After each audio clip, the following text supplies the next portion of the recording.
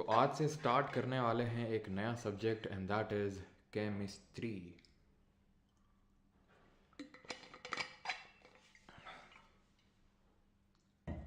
चलिए, तो I hope सबको वॉइस वगैरह सारी चीज़ें प्रॉपर होंगी।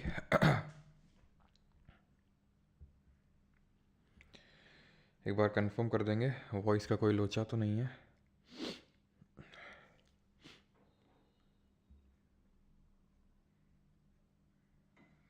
चलिए, तो आई होप सबको वॉइस वगैरह सारी चीज़ें प्रॉपर होंगी। उड़ीसा से कौन देख रहा है? बता दो भैया अभिषेक को जल्दी से। उड़ीसा से कौन देख रहा है?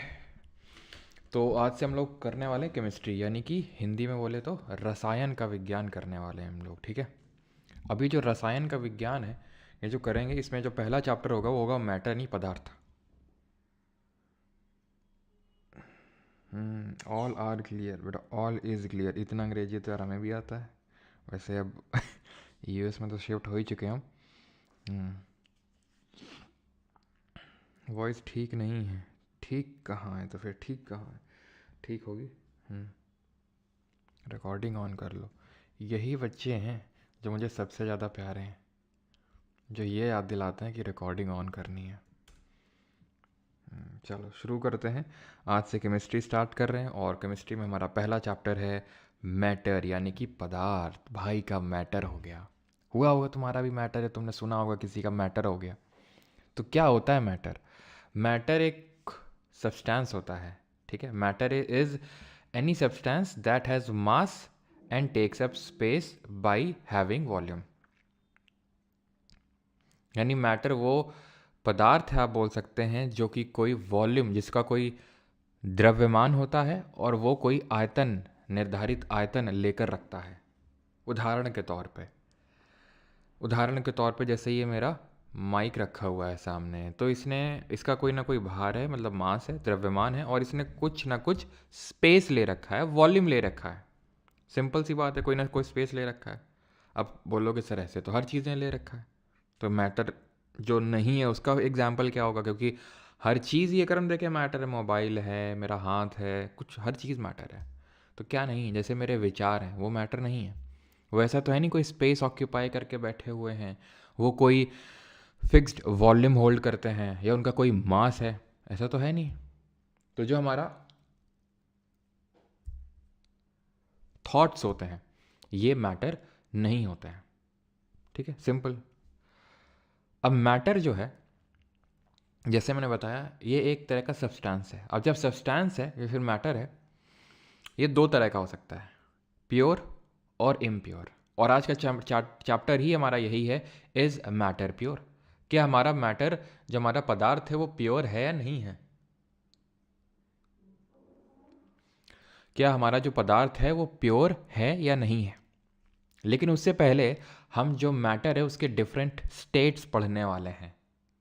स्टेट्स ऑफ मैटर, यानी कि जो पदार्थ है उसकी अवस्थाओं के बारे में जानने वाले हैं। तो कितनी स्टेट्स ऑफ मैटर होती हैं? तो ध्यान रखिएगा, टोटल 5 स्टेट्स ऑफ मैटर अभी तक डिस्कवर हुई हैं। There are 5 states of matter. ठीक है, सर्दियों में तो होंठ बहुत फटते हैं नहीं। तो 5 स्टेट्स ऑफ मैटर होते हैं। तो प्राइमरीली 3 होते हैं, सॉलिड, लिक्विड, गैस। ये प्राइमरी हमारे 3 स्टेट्स ऑफ मैटर होते हैं। सॉलिड में जो एटम्स होते हैं वो बहुत ही क्लोजली पैक्ड होते हैं।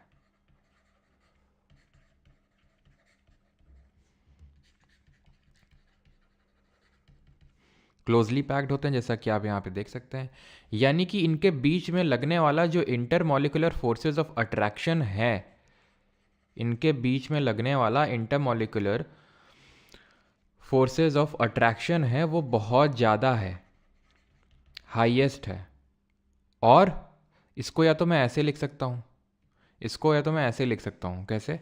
कि यहाँ पर मैं लिख दूँ इंटरमॉलिकुलर जो फोर्सेस ऑफ अट्रैक्शन है, फोर्सेस ऑफ अट्रैक्शन। ठीक है, तो ये क्या होगा? यहाँ पर हाईएस्ट होगा, सबसे ज़्यादा हाईएस्ट यहाँ पर होगा इनके बीच में लगने वाला फोर्सेस ऑफ अट्रैक्शन, जिसके थ्रू ये एक दूसरे को अट्रैक्ट कर रहे हैं और बहुत ही क्लोजली पैक्ड हैं। गैस में अगर हम देखें तो सबसे ज़्यादा दूर हैं। तो एटम्स अगर हम देखें तो इसमें सबसे मतलब स्पार्सली पैक्ड हैं, अगर हम बोलें तो बहुत दूर दूर हैं एक दूसरे से, और यहाँ पर लगने वाला फोर्सेस ऑफ अट्रैक्शन लोएस्ट होगा।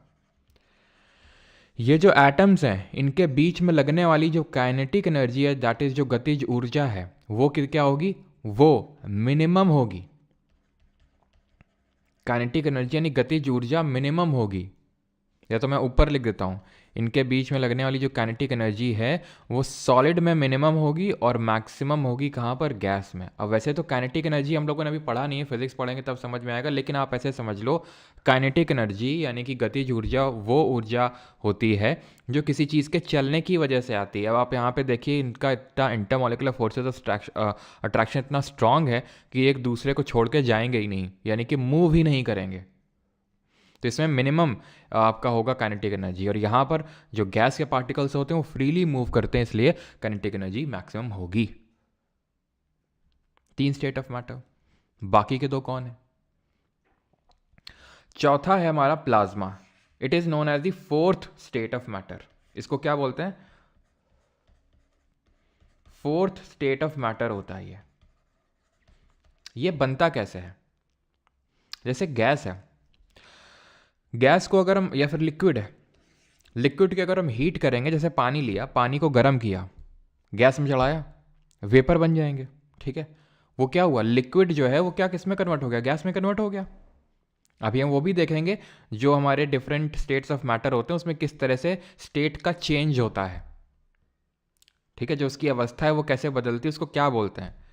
तो लिक्विड गैस में कन्वर्ट होगा अगर मैं टेम्परेचर बढ़ाऊंगा तो, लेकिन अगर मैं ज़्यादा ही टेम्परेचर दे दूँ इस गैस को, मतलब लिक्विड को मैंने टेम्परेचर दिया, गैस में कन्वर्ट हुआ, अभी मैं रोक ही नहीं रहा हूँ, टेम्परेचर दिए जा रहा हूँ, दिए जा रहा हूँ, दिए जा रहा हूँ, गैस बोलेगी अब नहीं झेल पाऊंगी मैं, आयोनाइज हो जाएगी।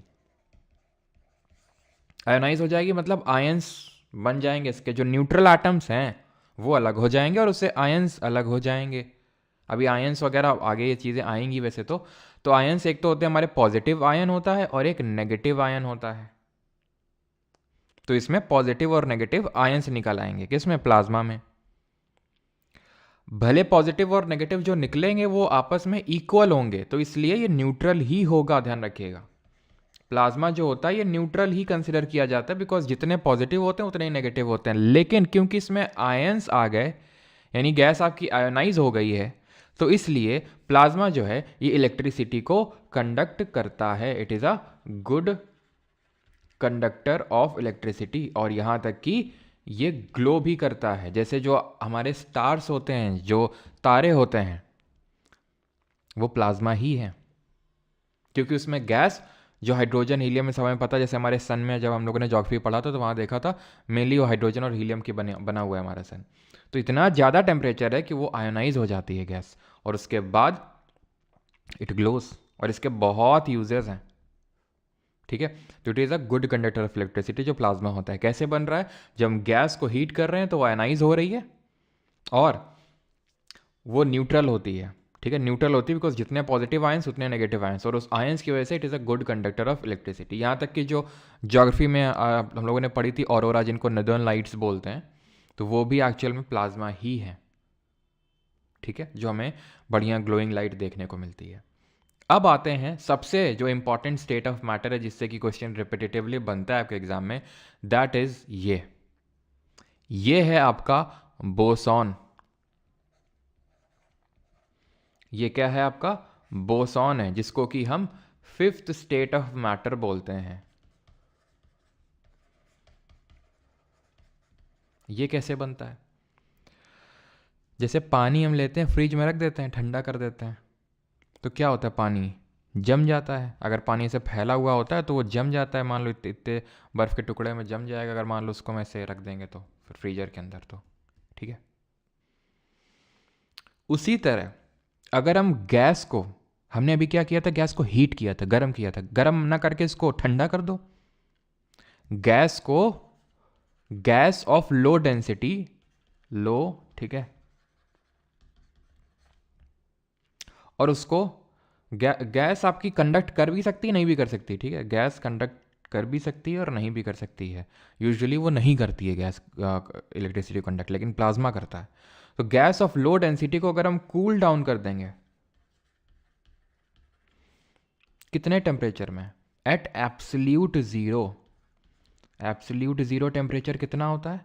एब्सोल्यूट ज़ीरो टेम्परेचर होता है 0 केल्विन या फिर -273.15 डिग्री सेल्सियस। जब आप इस पर कूल डाउन कर देते हैं तो इसके जो एटम्स होते हैं गैस के, वो बेचारे एक दूसरे के पास आने लगते हैं। जब ठंडी होती है तो सब पास पास भागते हैं कि नहीं एक दूसरे के, आ जाओ पास आ जाओ जल्दी से, गर्मी है ना। तो गर्मी जो है देने के लिए एक दूसरे को ये पास पास आ जाते हैं। पास पास आ जाते हैं तो ये ऐसा इकट्ठा मिल के एक सिंगल एटम की तरह बिहेव करने लगते हैं। इनका बिहेवियर में क्योंकि आ गया चेंज, तो स्टेट ऑफ मैटर हो गया चेंज और ये बन गए बोसॉन। बोसॉन क्यों बोलते हैं? क्योंकि ये नाम जो है दो साइंटिस्ट के नाम पे पड़ा। एक तो हमारे इंडिया के साइंटिस्ट सत्येंद्र नाथ बोस जी,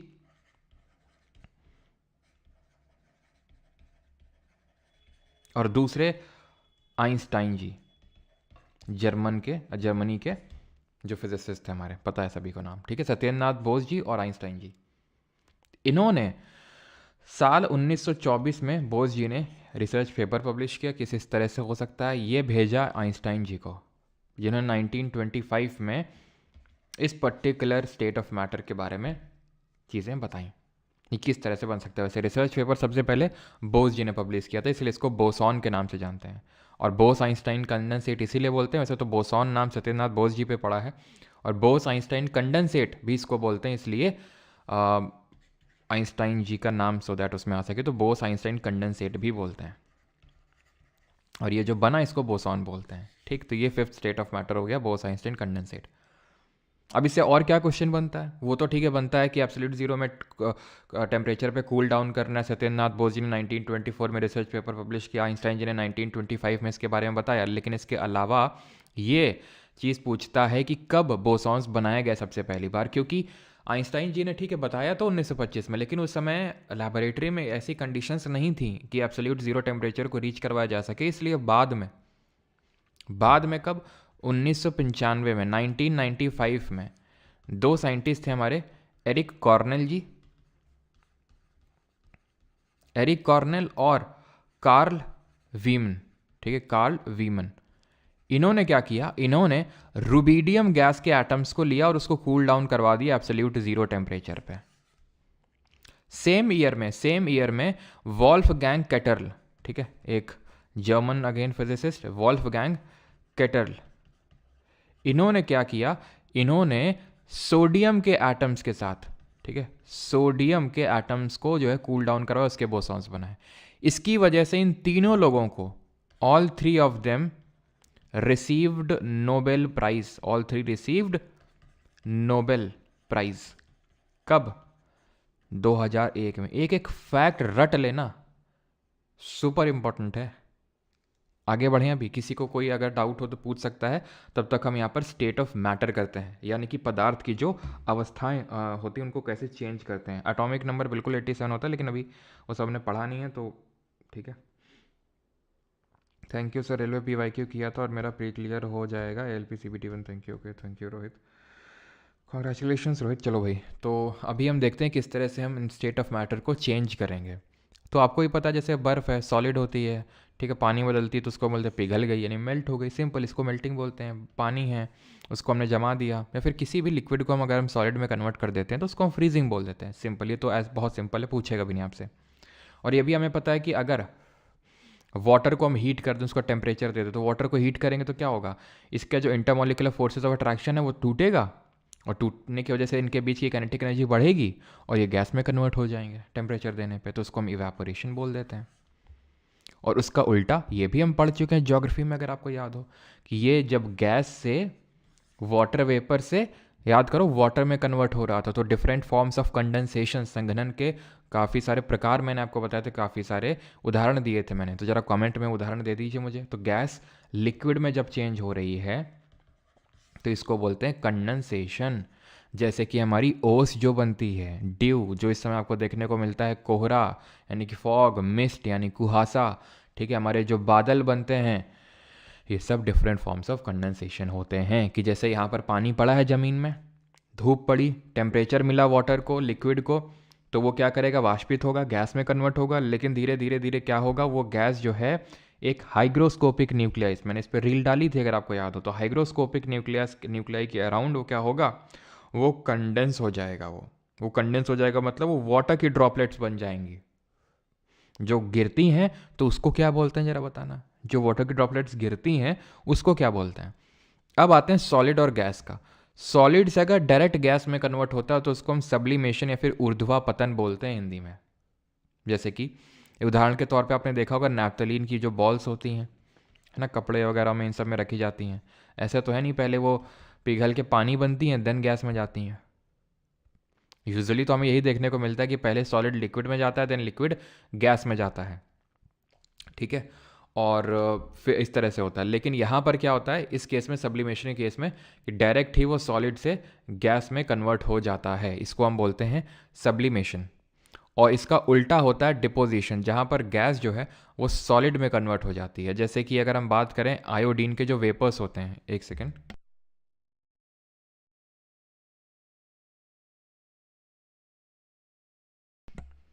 ठीक है। तो आयोडीन के जो वेपर्स हैं, ठीक है, आयोडीन के जो वेपर्स हैं वो क्या होते हैं, वो वेपर्स गैस के फॉर्म में होते हैं और वो सॉलिडिफाई हो जाते हैं, ठीक है। सॉलिड हो यानी कि वो किस तरह का कन्वर्जन हुआ, गैस से सॉलिड हुआ, उसको हम बोलते हैं डिपोजिशन। सब्लिमेशन हुआ, जैसे कि कपूर भी आप मान ले सकते हैं यहाँ पर, कपूर कैम्फर आपने देखा होगा, डायरेक्ट ऐसा तो है नहीं पहले पिघल के वो लिक्विड बनता है और देन वो गैस में जाता है, वो डायरेक्ट ही सॉलिड से गैस में जाता है। तो ये डिफरेंट कन्वर्जन हमने पढ़ लिया। अब किसी का कोई डाउट हो तो पूछो। अब यहाँ से हम एंटर कर रहे हैं एक्चुअल में, ये जो मैंने पूछा था प्योर सब्सटेंस, ये जो हमने देखा था प्योर सब्सटेंस और इम्प्योर सब्सटेंस। अब आएगी आपको मज़ा, सही बता रहे हैं, अब आपको आएगी मज़ा, ठीक है। तो इसमें जो भी चीज़ें हैं वो ध्यान से समझिएगा, है ना।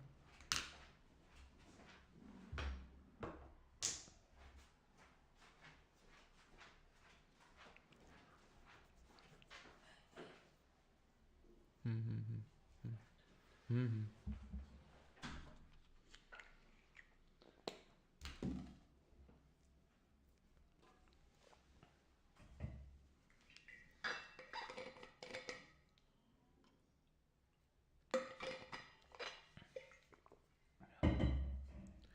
ठीक है।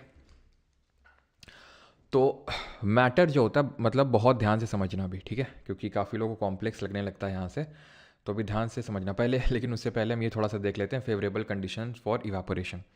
यानी कि इवापोरेशन क्या होता है, जो गैस ये वेपर में, जो लिक्विड ये गैस में कन्वर्ट हो रहा है, इसको हम इवापोरेशन बोलते हैं। और जो मैंने अभी पूछा था कि जब ये वाटर ड्रॉपलेट्स के फॉर्म में गिरता है या फिर सॉलिड फॉर्म में भी गिरता है इस क्रिस्टल्स के फॉर्म में, तो उसको हम प्रेसिपिटेशन बोलते हैं ना। पानी के फॉर्म में गिरता है तो रेनफॉल, और पत्थरों मतलब वो आइस क्रिस्टल्स के फॉर्म में गिरता है तो स्लीट, हेल, इस तरह से उसको हम नाम देते हैं। खैर, फेवरेबल कंडीशंस देखते हैं फॉर इवापोरेशन, यानी कि वाष्पीकरण के लिए क्या फेवरेबल कंडीशंस होनी चाहिए अगर हमें इवापोरेशन को फैसिलिटेट करना है तो यहाँ पर मैं लिखने वाला हूँ। एक तो पहला है हमारा टेम्परेचर, कि टेम्परेचर बढ़ाने पर इवापोरेशन में क्या फ़र्क पड़ेगा। दूसरा मैं लिख देता हूँ यहाँ पर पृष्ठीय क्षेत्रफल, दैट इज़ सरफेस एरिया, आप गेस करेंगे बढ़ाने पर क्या होगा इवापोरेशन का। तीसरा यहाँ पर मैं लिख देता हूँ विंड स्पीड, अगर विंड स्पीड बहुत ज़्यादा हुई तो क्या होगा। और चौथा यहाँ पर मैं लिख देता हूँ अगर ह्यूमिडिटी बहुत ज़्यादा होगी तो क्या होगा। बताइए, चारों केसेस में यहाँ पर मैं मान रहा हूँ कि अगर टेम्परेचर में ज़्यादा कर रहा हूँ, सरफेस एरिया ज़्यादा कर रहा हूँ, विंड स्पीड ज़्यादा कर रहा हूँ, तो ह्यूमिडिटी ज़्यादा कर रहा हूँ। इन तीनों केसेस में जो रेट ऑफ इवापोरेशन है वो ज़्यादा होगी, वाष्पीकरण की जो दर है वो ज़्यादा होगी। लेकिन इस केस में जो रेट ऑफ इवापोरेशन है वो स्लो होगी, कम होगी। क्यों होगी? इसलिए होगी क्योंकि ये वाला तो आपको समझ में आ गया होगा, temperature, surface area, wind speed कैसे।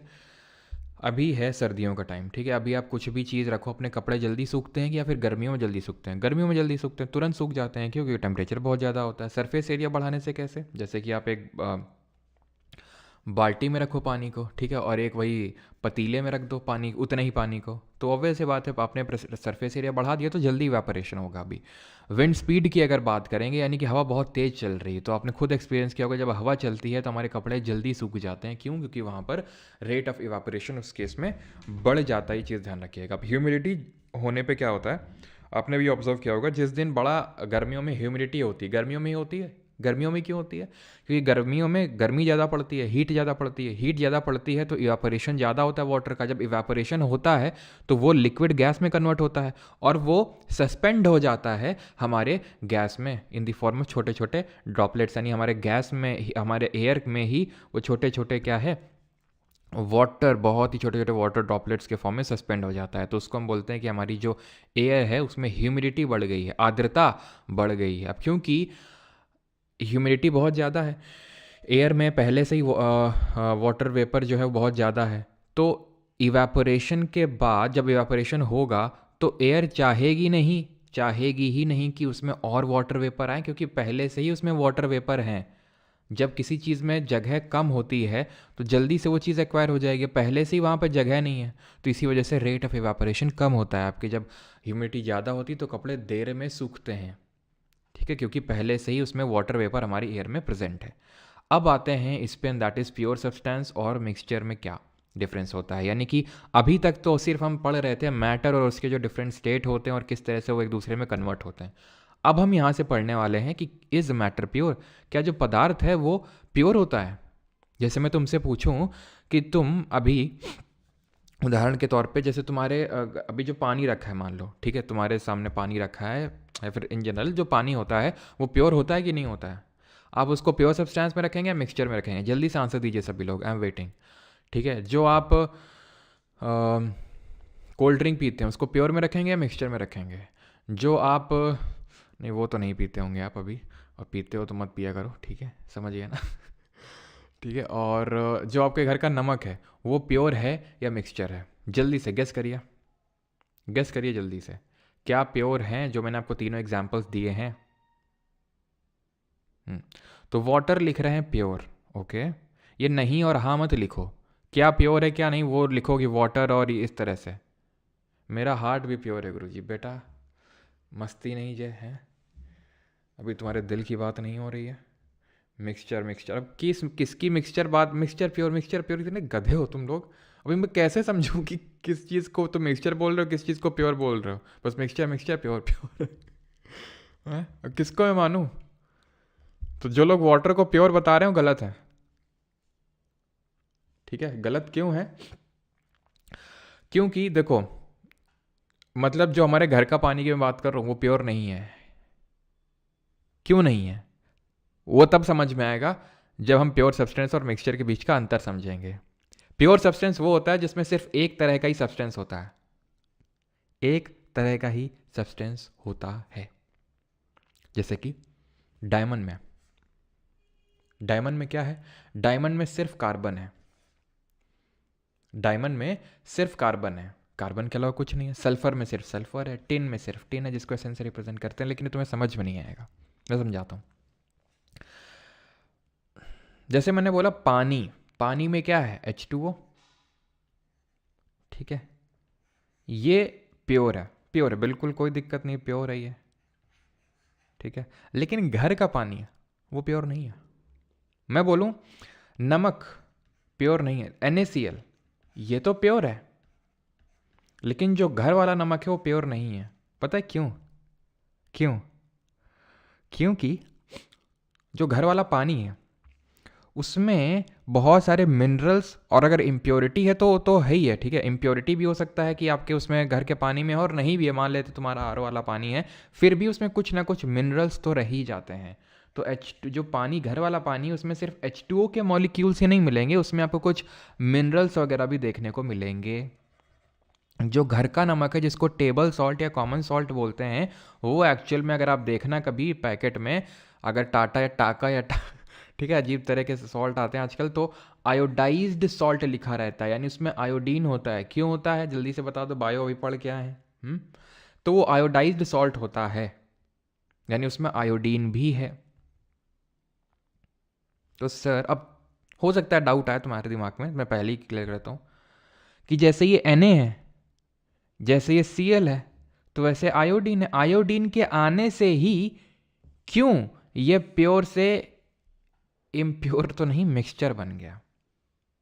क्यों? आयोडीन से क्या दिक्कत हुई इसको? दिक्कत ये हुई इसको कि Na और Cl के बीच में यहां पर एक बंध बना हुआ है, एक बॉन्ड बना हुआ है। आयोडीन जब आएगा ना तो ये फिजिकल तौर से मिला हुआ है, केमिकल तौर से नहीं मिला हुआ है। दिल और दिल की बॉन्डिंग नहीं हुई है, यानी कि इनके यहाँ पर ऐसा नहीं कि आयोडीन का कोई बॉन्ड बन गया है, वो नहीं हुआ है। जब बॉन्ड अगर बन जाए तो प्योर होंगे आप। जैसे कि H2O है, मिनरल्स अलग से पड़े हुए हैं, काइंड ऑफ इम्प्योरिटी है। NaCl में आयोडीन को हम इम्प्योरिटी बोलते हैं केमिस्ट्री की लैंग्वेज में। वैसे तो अच्छी चीज़ है कि आयोडीन डली हुई है, क्योंकि हमने बायो में पढ़ा था कि वो गोइटर प्रिवेंट करने के लिए नीडेड होता है। आयोडीन की अगर मात्रा नहीं हुई तो घेंगा हो जाएगा, क्योंकि थायरॉक्सिन हार्मोन का जो T4 होता है उसको सिंथेसाइज करने के लिए ज़रूरी होता है आयोडीन। समझ में आई आपको बात? और उदाहरण पे उदाहरण मैं आपको देता दूँ सो दैट आपको समझ में आए। जैसे कि जो चीनी है, चीनी को किस में रखेंगे, प्योर में या मिक्सचर में? सोचिए, चीनी आएगा प्योर में, शुगर। क्यों? क्योंकि वो पूरे एक मॉलिक्यूल से बना है, C6H12O6, ठीक है। जैसे कि हमारा ग्लूकोज हो गया, ठीक है, C12H22O11। तो अब ये क्या अलग अलग हैं क्या? अब बोलोगे हाँ सर कार्बन अलग है, अलग नहीं है, वो बॉन्डेड हैं आपस में, बॉन्डेड हैं आपस में वो। समझ पा रहे हैं आप? जैसे कि यहां पर मैंने आपको एग्जांपल दिया NaCl, उस NaCl Na है अलग है, Cl अलग है, अलग नहीं है, वो बॉन्डेड है उसमें। यानी कि आप इसको फिजिकल प्रोसेस से सेपरेट नहीं कर सकते हैं, लेकिन इसको कर सकते हैं फिजिकल प्रोसेस से सेपरेट। जैसे कि मान लो कि फॉर एग्जांपल प्योर वाटर, ये मतलब एकदम प्योर है, सिर्फ H2O के ही है मॉलिक्यूल्स। तो क्या है, ये H2O की बॉन्डिंग हो रखी है, यहाँ पे H2O की बॉन्डिंग हो रखी है। अब इसमें आप कुछ अलग से डाल दें, जैसे फॉर एग्जांपल कॉपर मिक्स कर दें पाउडर फॉर्म में, या फिर आयरन ऑक्साइड मिक्स कर दें, तो वो आपका एक मिक्सचर हो जाएगा। क्यों? क्योंकि वो जो भी आपने इसमें मिक्स किया वो उसमें बॉन्ड नहीं बनाया जाके। इसको क्या फिजिकल प्रोसेस से अलग कर सकते हैं कि H और O को फिजिकल प्रोसेस से भौतिक तरीके से अलग कर सकते हैं? नहीं कर सकते हैं। नहीं कर सकते हैं तो प्योर सब्सटेंस है, कर सकते हैं तो मिक्सचर है। ये बात सबको समझ में आई या नहीं आई, जल्दी से बताइए। देन आगे बढ़ते हैं टाइप्स ऑफ मिक्सचर। लेकिन उससे पहले मुझे लगता है कि मैं आपको क्यों ना टाइप्स ऑफ प्योर सब्सटेंस बता दूं। जैसे फॉर एग्जांपल, तो सर सॉल्ट किस में आएगा? खुशी कुमारी वो लिखेगा, ऐसे कन्फ्यूजन नहीं क्रिएट करेगा। अगर हम आयोडाइज सॉल्ट की बात करेंगे या टेबल सॉल्ट की बात करेंगे, या फिर जो हमारा घर का नमक होता है कॉमन सॉल्ट जिसको बोलते हैं, वो आपका मिक्सचर होगा, बिकॉज उसमें आयोडीन है। लेकिन अगर प्योर सॉल्ट की बात करेंगे NaCl, तो वो प्योर सब्सटेंस होगा। जैगरी इम्प्योर होगा? बिल्कुल इम्प्योर होगा जैगरी, बिल्कुल इम्प्योर होगा जैगरी। आपका जो गुड़ होता है घर का, ठीक है, वो बिल्कुल इम्प्योर होगा, क्योंकि इस उतने प्रोसेस से उसको गुजारा जाता है कि उसमें डेफिनेटली इम्प्योरिटीज मिक्स होंगी। अब प्योर सब्सटेंस को मैं पहले दो भागों में विभाजित करके आपको समझा देता हूँ, फिर मिक्सचर की ओर बढ़ते हैं। मेन तो मिक्सचर वाला है, इसमें आपको मजा आएगी, ठीक है। मेन तो आपका मिक्सचर वाला है, प्योर सब्सटेंस। अब जैसे फॉर एग्जांपल ये भी प्योर सब्सटेंस है, हाइड्रोजन ऑक्सीजन, और ये भी प्योर सब्सटेंस है H2O यानी वाटर। तो कुछ तो अंतर होना चाहिए ना इनमें, कि यार हाइड्रोजन अलग है ऑक्सीजन अलग है तो भी प्योर है, और ये दोनों मिले हुए हैं तो भी प्योर है। ठीक है, प्योर तो हैं, दोनों प्योर है, नो डाउट। लेकिन अंतर है, अंतर ये है कि जब ये फ्रीली एग्जिस्ट कर रहे हैं तो इनको एलिमेंट बोलते हैं, तत्व। और कंपाउंड को आई थिंक हिंदी में यौगिक बोलते हैं, यानी कि इनको बोल देते हैं कंपाउंड। जहां बॉन्डिंग हो गई तो वो कंपाउंड, और जहां फ्रीली एग्जिस्ट कर रहे हैं तो एलिमेंट। जैसे उदाहरण के तौर पे मेरे पास आयरन रॉड है, एक आयरन रॉड है, उसमें क्या होंगे? आयरन के एटम होंगे, Fe ऐसे आइटम होंगे। प्योर है, ठीक है, मान लो आयरन रॉड है, सिर्फ आयरन है, प्योर आयरन है। वैसे तो प्योर आयरन वो भी इम्प्योरिटी उसमें कुछ ना कुछ मिक्स रहती है, जो हमारे घर में मान लो कि आयरन रॉड है कुछ, ठीक है, लेकिन मान लेते हैं प्योर है, तो ये एलिमेंट के तौर पे एग्जिस्ट कर रहा है। लेकिन इसमें मान लो कि जंग लग गई तो क्या बन जाएगा? आयरन ऑक्साइड बन जाता है, यानी ऑक्सीजन भी आ गया। लेकिन उस आयरन ऑक्साइड को आप फिजिकली तो अलग कर नहीं सकते हैं, तो मिक्सचर आप बोल नहीं सकते हैं, तो बोलेंगे क्या? कंपाउंड बोल, है तो प्योर सब्सटेंस ही, चाहे फ्रीली एग्जिस्ट कर रहा है चाहे वो आयरन ऑक्साइड बन गया, लेकिन वो आ जाएगा कंपाउंड की कैटेगरी में। यानी एलिमेंट जो होता है फ्रीली एग्जिस्ट कर रहा है, single atom, single type of atom से बना है, ये सिंगल टाइप ऑफ एटम से बना हुआ है। इसमें हाइड्रोजन के ही एटम्स होंगे। ऑक्सीजन लेंगे, चाहे जितने भी ऑक्सीजन लें आप, उसमें सिर्फ oxygen oxygen oxygen oxygen oxygen के ही एटम्स मिलेंगे। लेकिन आप पानी को ले लीजिए, उसमें H2O के मॉलिक्यूल मिलेंगे, यानी H के भी एटम्स हैं और O के भी एटम्स हैं, दोनों आपस में बॉन्डेड हैं, ठीक है। यानी कि more than one type of atoms आपको देखने को मिलेंगे, ठीक है। इन्होंने क्या किया, हाइड्रोजन ऑक्सीजन आए और मिलके एक मॉलिक्यूल बना लिया। एटम तो दो तरह के हैं, हाइड्रोजन ऑक्सीजन, लेकिन एक तरह का मॉलिक्यूल होगा, H2O का मॉलिक्यूल घूम रहा होगा। समझ आ गया। अब आते हैं मिक्सचर में। मिक्सचर को भी दो पार्ट में डिवाइड करते हैं, होमोजीनस और हीट्रोजेनस, सजातीय और विजातीय मिश्रण। थोड़ा सा देख के समझ में आ रहा होगा, लेकिन हमें सिर्फ देख के नहीं, फील करके समझना है। क्या अंतर होता है होमोजेनस और हेट्रोजेनस में? They have a uniform composition through out, they have a non uniform composition. Uniform composition होता है, नॉन यूनिफॉर्म मतलब क्या हुआ? Components can not be seen through naked eyes, components can be easily seen through naked eyes. नंगी आंखों से देख सकते हैं इनके पार्टिकल्स को, इनको नहीं देख सकते हैं। एग्जाम्पल के तौर पे मैंने पानी में नमक घोला एक केस में, ये पानी लिया और पानी में नमक घोल दिया। अच्छे से घोलना, शर्त ये अच्छे से घोलना, जब तक पूरा घोल ना जाए तब तक घोलना उसको। यहाँ पे मैंने पानी लिया और रेत लिया, जितना अच्छे से घोलना घोल लो, जितना अच्छे से, जितनी देर, 1 घंटा 2 घंटा, 1 दिन 2 दिन लगातार घोलते रहो, रुक जाओ। अब तुम ये पाओगे कि तुम इसमें नमक अलग से नहीं देख पा रहे हो कि ये देखो ये NaCl का है और ये H2O का मॉलिक्यूल है मिक्सचर ही दोनों। क्यों मिक्सचर है? क्योंकि इसमें NaCl का मॉलिक्यूल होगा और H2O का मॉलिक्यूल होगा, एक तरह का मॉलिक्यूल नहीं है इसमें। यहां पर भी वही है, एक तो मिट्टी होगी और उसमें वाटर का मॉलिक्यूल होगा, लेकिन अंतर क्या है दोनों में? इसमें आप मिट्टी अलग से देख पाएंगे, धीरे जब आप छोड़ेंगे ना, धीरे धीरे उसको बोलते हैं थिरा गई, तो मिट्टी थिरा जाएगी, यानी कि वो सेटल डाउन कर जाएगी नीचे, आप देख सकते हैं अलग से आराम से। तो ये अंतर होता है होमो और हीट्रो में, हम डिटेल में पढ़ेंगे अभी, लेकिन ये बेसिक समझ में आना चाहिए कि भाई होमो और हीट्रो में क्या अंतर होता है बेसिक सा, ठीक है। और we can not separate the component of the mixture through physical process, और यहाँ पर फिजिकल प्रोसेस के थ्रू आसानी से वो भी देखेंगे। ये mixture is in single phase throughout, the substance can be divided into 2 phases and we may see separate layers of the substances. Single phase का मतलब है कि पूरा ऊपर से नीचे तक एक ही तरह का दिख रहा है, और तुम जब पियोगे इसको तो एक ही तरह का टेस्ट आएगा। तुम बोलोगे नहीं सर आखिरी में ज़्यादा नमकीन लगेगा, बेटा तुमने घोला नहीं होगा ढंग से, इसलिए होगा वो। मैंने क्या बोला था? ढंग से घोलना है, शर्त ये है ना। जब तुम नींबू पानी बनाते होगे तो लास्ट में ज़्यादा मीठा लगता होगा, कहा है क्या कि तुमने पूरी चीनी नीचे वो चली गई, तुमने ढंग से उसको घोला नहीं है। लेकिन अगर ढंग से घोलोगे वो सिंगल फेज रहेगा। सिंगल फेज मतलब सेम टेस्ट सेम तरह का दिखेगा, लेकिन यहाँ पर वो नहीं है। अगर मैं तेल को पानी में मिला दूँ क्या होगा? तेल ऊपर पानी नीचे, अलग अलग दिख रहा है ना, वो साफ साफ मुझे दिख रहा है, और पीऊँगा भी तो अलग, सेम तरह का टेस्ट तो नहीं आने वाला है, और सेम तरह का लगेगा भी नहीं। आप देख सकते हैं वाटर एंड मिल्क और ऑयल एंड वाटर, समझ में। अब हम आएंगे होमोजीनस मिक्सचर देखेंगे। सर ये तो सोल्यूशन लिखा हुआ है, इसीलिए लिखा हुआ है क्योंकि होमोजीनस मिक्सचर को सोल्यूशन ही बोला जाता है। सजातीय मिश्रण को सोल्यूशन के नाम से जाना जाता है, ठीक है। तो ये क्या है? सोल्यूशन की डेफिनेशन है, ना कि सस्पेंशन की। तो solution is formed when 2 or more substances are mixed in a uniform manner. Solute completely mixes in solvent and cannot be viewed through naked eyes. मतलब क्या हुआ इसका?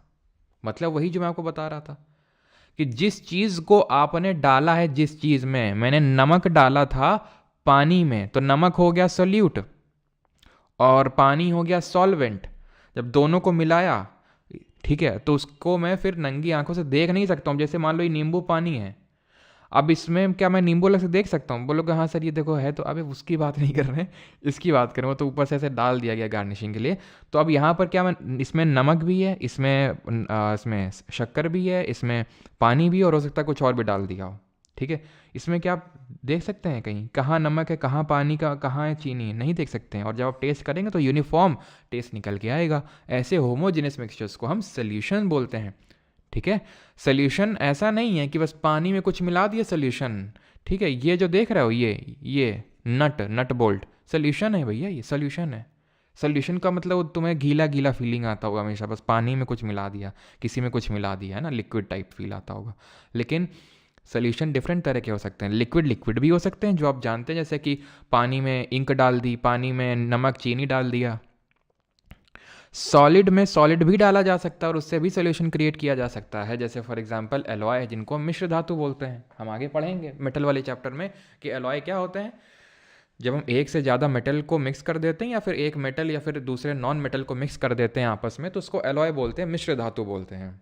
तो ये सॉलिड सोल्यूशन है। जैसे उदाहरण के तौर पे ब्रॉन्ज हो गया, तो ब्रॉन्ज क्या होता है, ब्रास या फिर ब्रॉन्ज, तो ब्रास क्या होता है, ब्रास होता है जब कॉपर को यानी तांबे को जिंक यानी जस्ते में मिला देते हैं। ब्रॉन्ज क्या होता है, जब कॉपर को टिन में मिला देते हैं। तो यहाँ पर कॉपर के भी एटम्स हैं, जिंक के भी एटम्स हैं, केमिकली कंबाइन नहीं हुए हैं ये आपस में। केमिकली कंबाइन हो जाते तो सर ये प्योर सब्सटेंस ही होते हैं, लेकिन ये फिजिकली कंबाइन किए गया है, इनको फिजिकली कंबाइन, कोई बॉन्ड कोई इनके बीच में बॉन्ड बनेगा भी नहीं। बॉन्ड कैसे बनता है वो हम आगे पढ़ेंगे कि भाई उसके लिए कुछ किसी को इलेक्ट्रॉन की नीड होनी चाहिए और किसी को इलेक्ट्रॉन देने की इच्छुकता होनी चाहिए, ईगरनेस होनी चाहिए कि भाई मुझे इलेक्ट्रॉन देना है, और कोई सामने वाला लेने वाला भी होना चाहिए। इन दोनों को नहीं चाहिए, इन दोनों को देने की वो है, हमें देना है, हमें देना। वो बोलता है कि तुम इलेक्ट्रॉन लेना, नहीं नहीं बोलता हमें भी देना है, तो ये एक दूसरे में बॉन्ड नहीं बनाएंगे। क्लियर है, ये भी सॉलिड ये भी सॉलिड, तो ये सॉलिड सॉलिड सॉल्यूशन हो गया। गैस को गैस में मिला देते हैं तो एयर, हवा जो है हमारी, हवा में आपको ऑक्सीजन मिलेगा, नाइट्रोजन मिलेगा, ऑर्गन मिलेगा, हमने देखा था ज्योग्राफी में, कंपोनेंट पढ़े थे एयर के। लेकिन क्या वो आपस में बॉन्डेड हैं क्या, नाइट्रोजन ऑक्सीजन? बॉन्डेड नहीं है, बॉन्डेड होते तो प्योर होते। लेकिन क्या आप देख सकते हैं क्या उनको नेकेड आई से कि ये देखो नाइट्रोजन टहल रहा है, ये ऑक्सीजन टहल रहा है ना? तो फिर हीट्रो नहीं होंगे, होमो होंगे ये, क्योंकि आप नेकेड आई से नहीं देख पा रहे हो, और यूनिफॉर्मली डिस्ट्रीब्यूटेड है।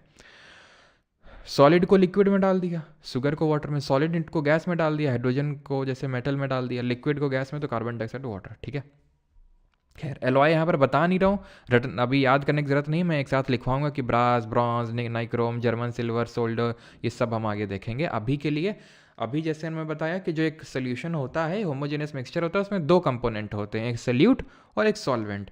जिस चीज़ को मिलाया जाता है कम मात्रा में होती है वो सोल्यूट होता है, और जिस चीज़ में मिलाया जाता है जो ज़्यादा मात्रा में होती है उसको सॉल्वेंट बोलते हैं। ठीक, अब जैसे उदाहरण के तौर पे तुम्हें लग सकता है कि ब्रास जो होता है, ब्रास जो होता है इसमें तो दोनों ही सॉलिड हैं, कॉपर भी है जिंक में, तो इसको किसको, इसमें किसको सल्यूट मानेंगे और किसको सॉल्वेंट मानेंगे? तो जो कम मात्रा में होगा उसको, जो कम मात्रा में होगा उसको सल्यूट मानेंगे, जो ज़्यादा मात्रा में होगा उसको सॉल्वेंट। यहाँ पर जिंक जो होता है कम मात्रा में होता है, कॉपर ज़्यादा मात्रा में, कॉपर 66% कुछ होता है और ये लगभग जिंक 34% होता है, तो जिंक सॉल्यूट हो जाएगा, कॉपर सॉल्वेंट हो जाएगा, सिंपल। ठीक, तो ये चीज़ है। प्रॉपर्टीज़ क्या होती हैं सोल्यूशन की, होमोजेनियस होता है, पार्टिकल बहुत छोटा होता है, पार्टिकल का साइज जो होता है बहुत छोटा होता है, कितना होता है, लेस देन 1 नैनोमीटर, ये याद रखेंगे, 1 नैनोमीटर से कम साइज होता है पार्टिकल का। 1 नैनोमीटर का मतलब होता है 10⁻⁻⁹ metre. Do not scatter light, ये पॉइंट को होल्ड पे रख दो, अभी आगे समझाएंगे आपको अच्छे से। Can't be separated by filtration. अब जैसे मैं लेमोनेड लूँ, नींबू पानी लूँ, उसको छन्नी में डाल दूँ, तो क्या चीनी, नमक और नींबू और ये सब पानी अलग हो जाएगा? क्या नहीं होगा, छन के फिर से वही आ जाएगा। तो इसको फिल्ट्रेशन से आप अलग नहीं कर सकते हो इतने आराम से, फिजिकल ये बेसिक प्रोसेस से आप सेपरेट नहीं कर सकते हो मैनुअली इसको। उदाहरण देख लेते हैं कुछ सोल्यूशन के, ये तो भाई बड़ा कॉमन से, इसको पढ़ लो, ठीक है, कि a solution of sugar in water is solid in liquid solution, अभी देख चुके हैं। मेन है ये वाला, ये क्या है, ध्यान से इसको देखना, क्वेश्चन आएगा इससे। A solution of iodine in alcohol is known as tincture of iodine, बड़ा इंपॉर्टेंट है। जब हम आयोडीन को एल्कोहल में डालते हैं, यानी आयोडीन हो गया सोल्यूट, एल्कोहल हो गया सॉल्वेंट, तो ये क्या है, आयोडीन है सॉलिड, ये लिक्विड। ठीक है, तो यहाँ पर क्या हो गया, सॉलिड लिक्विड सॉल्यूशन बन गया, इसको बोलते हैं टिंक्चर ऑफ आयोडीन। ये कोई नॉर्मल सॉल्यूशन क्रिएट नहीं हुआ, इसको एज अ एंटीसेप्टिक के तौर पर भी यूज़ किया जाता है या था। ठीक है, क्योंकि पहले इसी का यूज़ होता था मेनली एंटीसेप्टिक के तौर पे, अभी तो डिफरेंट तरह के और एंटीसेप्टिक्स आ गए हैं। टिंक्चर ऑफ आयोडीन, एंटीसेप्टिक क्या होता है, जो इन्फेक्शन को रोकता है। जैसे कि आपको नहीं, खेलते तो कभी घाव लग जाता होगा, है ना, जब छोटे में खेलते थे हम लोग, तो घाव लग जाए तो मम्मी एक एंटीसेप्टिक है ना एक रखा रहता था घर में, उसको लगा दिया, गाढ़ा गाढ़ा करके काफ़ी होता था, तो एंटीसेप्टिक होते हैं। एनाल्जेसिक क्या होते हैं जरा बताइए, मैंने पढ़ाया था आपको, एनाल्जेसिक क्या होते हैं, तो ये समझ में आया। Aerated drinks like soda water, ये एक ऐसा उदाहरण है जहाँ पर गैस सल्यूट के तौर पे है और लिक्विड सॉल्वेंट के तौर पे है। जो कोल्ड ड्रिंक होती है, कोल्ड ड्रिंक सोडा वाटर, उसमें कार्बन डाइऑक्साइड भरी जाती है। ठीक है, तो कार्बन डाइऑक्साइड भरी जाती है, उसमें डाली जाती है, तो काइंड ऑफ वो गैस CO2 है और वाटर आपका लिक्विड हो गया। ठीक, एयर इज़ अ मिक्सचर, ये तो मैं आपको एयर का बता ही चुका हूँ कि नाइट्रोजन, ऑक्सीजन ये सब होते हैं, और परसेंटेज आपको पहले ही से पता है ज्योग्राफी में। एनाल्जेसिक होती है दर्द निवारक, यानी कि पेन रिलीवर। ठीक है, यानी कि ये दर्द निवारक होती है। एंटीसेप्टिक क्या होती हैं? जो इन्फेक्शन होता है किसी माइक्रो ऑर्गेनिज्म की वजह से, बैक्टीरिया की वजह से नॉर्मली, तो उसको रोकती हैं ये।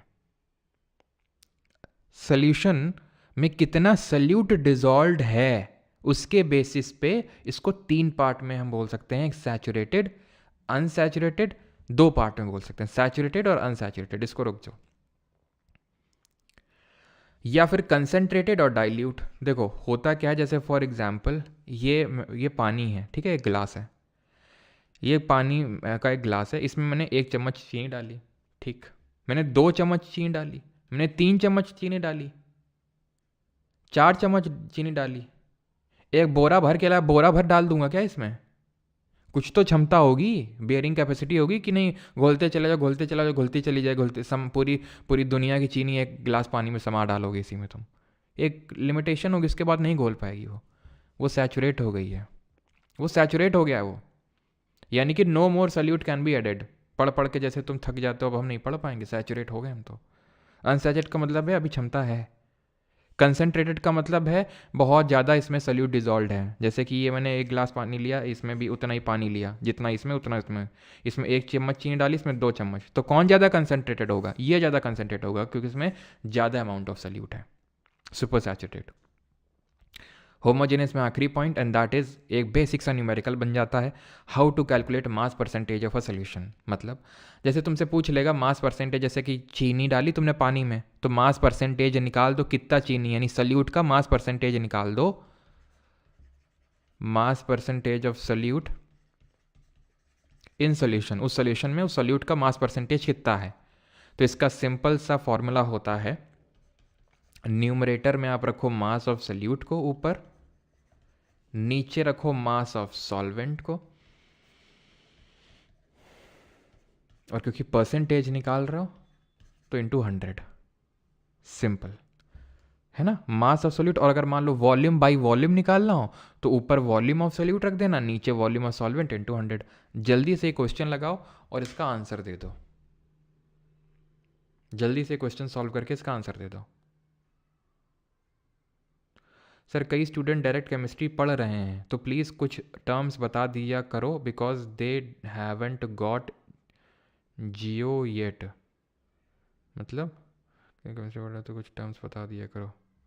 अच्छा, मतलब ज्योग्राफी आपकी नहीं हुई तो आप इसलिए बोल रहे हैं ज्योग्राफी मतलब, तो भाई ज्योग्राफी नहीं हुई है तो ज्योग्राफी कर लो। अब ज्योग्राफी थोड़ी ना पढ़ा रहे हैं, मुझे पता है कि आपको लग रहा होगा कंडेंसेशन मैंने नहीं पढ़ाया ढंग है ना, तो फिर कंडेंसेशन थोड़ा समझ लो, फिर आप एक्स्ट्रा जाके सर्च करो। मैं अलग से तो फिर यहाँ पर डिटेल में नहीं पढ़ाऊंगा, फिर उन स्टूडेंट का क्या जो ज्योग्राफी पढ़ के आए हैं, खुद ही सोचो।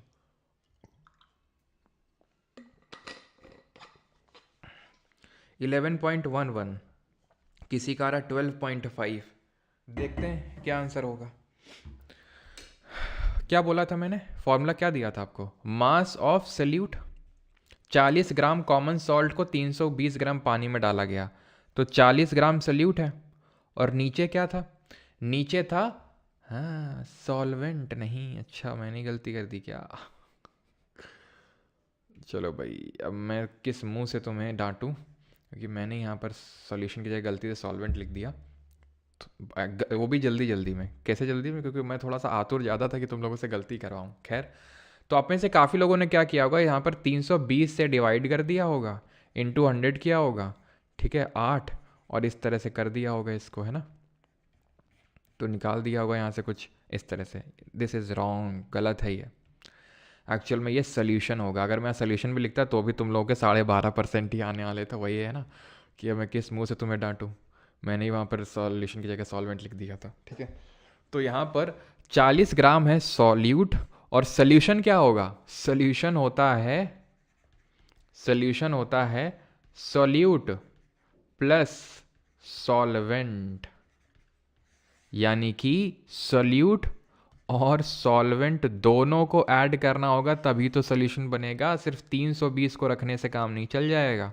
तो 40/360 और इंटू 100, ठीक, तो ये आएगा 100/9, यानी 11.11 ऐसा करके परसेंट। जिनका 12.5 आ रहा था, 12 पॉइंट इस तरह से, आई थिंक 12.5 ही आ रहा था, तो वो गलत था। 11.11% सही आंसर होगा इसका, ठीक है, because mass of solute upon mass of solution into 100 करते हैं, ठीक है। अब आगे बढ़ते हैं, सस्पेंशन क्या होता है। सस्पेंशन होता है हीट्रोजिनस मिक्सचर, यानी कि विजातीय मिश्रण, heterogeneous mixture. A suspension is formed when two or more substances are mixed in a non-uniform manner. वहाँ क्या था, यूनिफॉर्म मैनर में मिक्स हो रहे थे. Solute does not mix with the solvent. जैसे कि मैंने पानी में रेत डाली थी, क्या वो मिक्स हो गया था? रेत सॉल्वेंट था या फिर मिट्टी? वो सल्यूट था.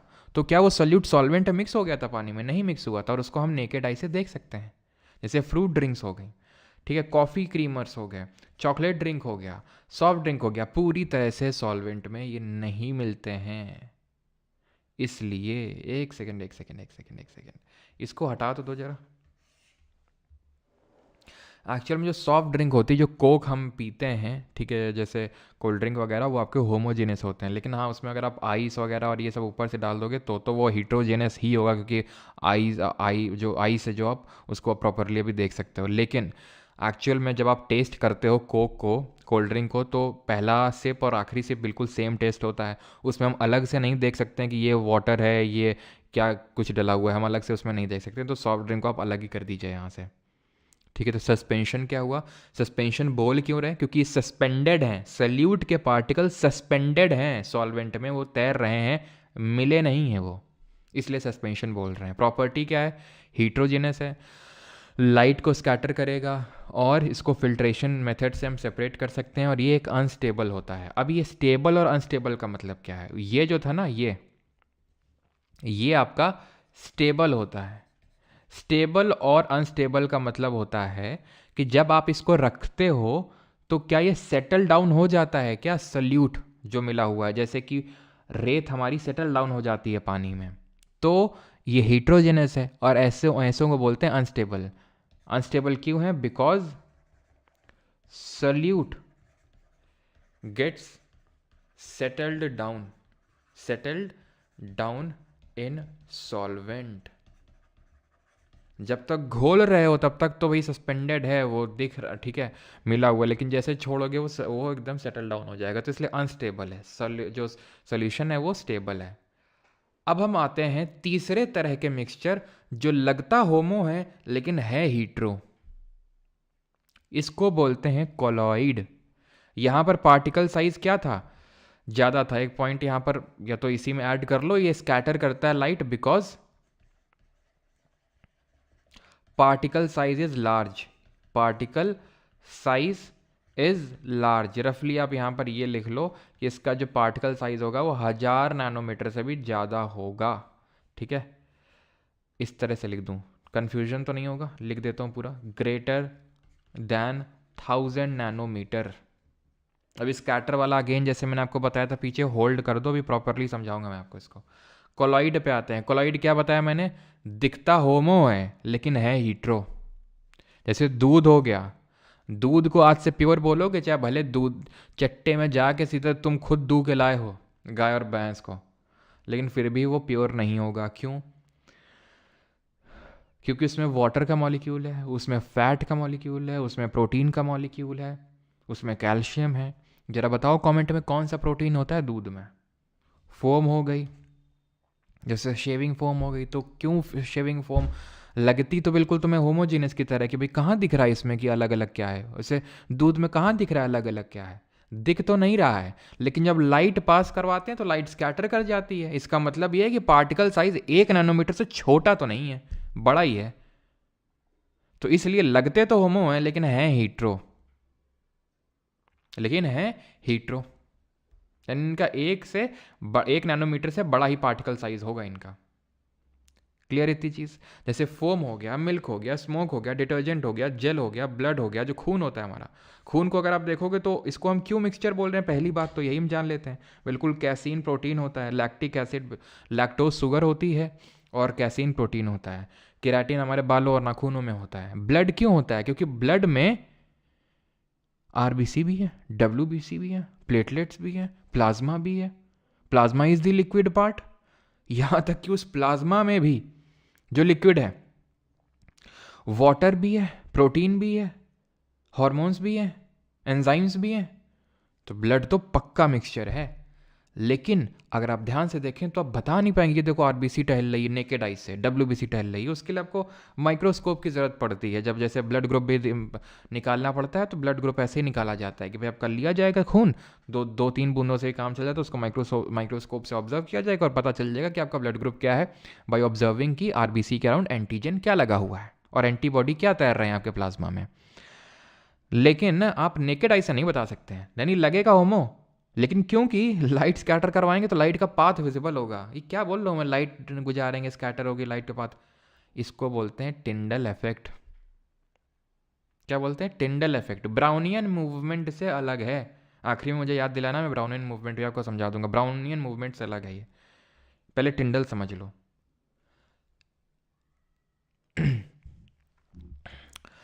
लाइट का पाथ अगर किसी मिक्सचर में विजिबल हो जाए तो हम बोलेंगे कि लाइट वो टिंडल इफेक्ट शो कर रहा है वो मिक्सचर, जो कि होमो नहीं करता है, हीट्रो करता है, कोलाइड करेगा। क्यों? क्योंकि कोलाइड भी हीट्रो होता है इसलिए करेगा। लेकिन क्यों? क्योंकि पार्टिकल साइज बड़ा होता है, हीट्रो में तो सबसे बड़ा है और कोलाइड का भी इतना बड़ा है, 1 नैनोमीटर से बड़ा है कि वो कर सकता है लाइट को स्कैटर। अगर बात नहीं समझ में आ रही तो ऐसे समझो, मान लो कि तुम जा रहे हो बाइक से, ठीक है, तुम जा रहे हो बाइक से, ठीक है, ये तुम बैठे हुए बाइक में, ठीक है, बिठाए हुए किसी को साथ में, ठीक है, जा रहे हो, एकदम से मान लो कि कोई कीड़ा आया बोलोगे हटा दोगे, तुम्हारा क्या पाथ डेविएट होगा क्या? नहीं होगा। फिर मान लेते हैं एक थोड़ा और बड़ा सा मान लेते हैं कि कोई बड़ा सा ऐसा आ जाता है कीटनाशक टाइप, ज़्यादा पाथ तुम्हारा फिर से भी डेविएट नहीं होगा। इस बार आ जाता है भैंस आ जाती है, इस बार एक बड़ी सी भैंस आ जाती है, तुम्हारा पाथ डेविएट होगा? बिल्कुल होगा डेविएट। या तो तुम्हें ऐसे होना पड़ेगा या तो तुमको वो डेविएट कर देगी सीधा। तो क्योंकि इस बार जो तुम्हारे सामने आ रहा था वो बड़ा था इसलिए तुम्हारा पाथ डेविएट हो गया, और अभी तक क्योंकि छोटा था तो इसलिए डेविएट हो नहीं रहा था। तो जब तुमने यहाँ से लाइट गुजारी तो इतना पार्टिकल था, इस छोटा था कि लाइट को फर्क ही नहीं पड़ रहा है, भाई जाओ यार, बोलता है हम तुमको क्रॉस करके निकल जाएंगे। यहाँ पे क्या पार्टिकल साइज थोड़ा बड़ा होना स्टार्ट हुआ, जो कि लाइट के पाथ को डेविएट करने में सक्षम था, इसलिए लाइट का पाथ विजिबल होता है। यहाँ पे और बड़ा था तो ये तो आराम से लाइट के पाथ को दिखाएगा। उदाहरण के तौर पे आप अभी जैसे मतलब एकदम अगर खाली रूम है, उसमें अगर बहुत ही कम अगर ऐसे पार्टिकल सस्पेंडेड है, तो अगर आप टॉर्च मारोगे, ठीक है, अभी भी आप करके देख सकते हो, अगर आप टॉर्च मारोगे उसमें तो आपको पाथ विजिबल नहीं होगा। जैसे अभी आप मारो टॉर्च, अगर आपके पास हो फ़ोन की भी टॉर्च, अगर आप जलाओ तो आपको ऐसे दिखेगा नहीं कि देखो लाइट जा रही है। लेकिन यही अगर धुआं कर दो, इस कमरे में धुआं कर दो, जैसे मम्मी से बोलो कि मम्मी आके थोड़ा अगरबत्ती जला दो उसमें, तो तुम देखोगे धुएं में विजिबल होगा, धुएं में लाइट का पाथ विजिबल होगा तुमको कि देखो लाइट जा रही है। जैसे कि तुमने देखा होगा जब रोशनी आती है, धूप आती है किसी छज्जे वगैरह से, तो उसमें डस्ट पार्टिकल हैं, एयर में डस्ट पार्टिकल हैं, तो वो विजिबल होगा तुम्हें, ये डस्ट पार्टिकल उसके पाथ को डेविएट कर रहे हैं उसके पाथ से। तो इसको बोलते हैं टिंडल इफेक्ट, जो सॉल्यूशन नहीं दिखाता है, होमोजेनियस नहीं दिखाता, लेकिन कोलॉइडल सस्पेंशन दिखाते हैं। क्लियर है? ये क्या करेंगे? शो करेंगे आपके कोलॉइडल सस्पेंशन। तो कोलाइड आर हीट्रोजेनस, दिखते होमो लेकिन हैं hetero. Particle can not be seen through naked eyes, naked eyes से नहीं देख सकते हैं, तभी तो बोलते हैं कि दिखते लगते होमो जैसे हैं। The particle of colloid do not settle नहीं कर सकते इसलिए स्टेबल होंगे। Can not be separated through filtration method but can be separated through centrifugation. देखेंगे कैसे सेंट्रीफ्यूगेशन क्या होता है, जैसे कि स्मोक वगैरह होता है, ये हमारा कोलाइड होता है। अब होता क्या है, कोलाइड में हम सल्यूट और सॉल्वेंट का इस्तेमाल ना करके, इन शब्दों का इस्तेमाल ना करके, हम डिस्पर्स्ड फेज और डिस्पर्सिंग मीडियम शब्दों का इस्तेमाल करते हैं। क्यों? इसलिए क्योंकि वो अभी सस्पेंड ही है, पूरी तरह से मिला नहीं है। जैसे कि अभी धुआं मैंने चलाया एयर में, air was a homogeneous mixture और नॉट, होमोजेनियस था तो वो लाइट को स्कैटर करेगा नहीं करेगा, टिंडल इफेक्ट शो करेगा नहीं करेगा, लेकिन धुआं आ गया करेगा स्कैटर, टिंडल इफेक्ट शो करेगा। क्यों? क्योंकि वो कोलाइड बन गया सर, वो कोलाइड बन गया, वो कोलाइड बन गया। जैसे कि हम लोगों की एयर में लाइट का पाथ विजिबल नहीं होगा, लेकिन दिल्ली वालों की, जो लोग दिल्ली से हैं, उनकी एयर में हो सकता है लाइट का पाथ विजिबल हो रहा हो। ठीक है, क्यों? क्योंकि उसमें स्मोक भी मिक्स्ड है, तो पार्टिकल का साइज बड़ा हो गया। लगेगा वो आपको होमो की तरह, लेकिन है वो हीट्रो। ठीक है, तो इसमें हम इसको कंपेयर कर लेते हैं सॉलिड से डिस्पर्स फेज को, डिस्पर्सिंग मीडियम को सॉल्वेंट से। तो अगर लिक्विड डिस्पर्स्ड फेज है, डिस्पर्स यानी कि लिक्विड डिस्पर्स्ड है गैस में, तो ऐसे कोलॉइड को बोलते हैं एरोसोल। उदाहरण के तौर पे जैसे बादल हो गया है ना, कोहरा हो गया, मिस्ट हो गया। सॉलिड अगर डिस्पर्स फेज है और डिस्पर्सिंग मीडियम अगर गैस है, तो एरोसोल और ये स्मोक और ऑटोमोबाइल का जो एग्जॉस्ट निकलता है वो होगा। देन अगर बात करेंगे कि अगर गैस डिस्पर्स्ड फेस है और डिस्पर्सिंग मीडियम है हमारा लिक्विड, ठीक है, तो इसमें आएगा आपका फोम। जैसे कि हमारी जो शेविंग क्रीम है, ठीक है, जो हमारा शेविंग क्रीम है वो इसमें आएगा। ठीक है,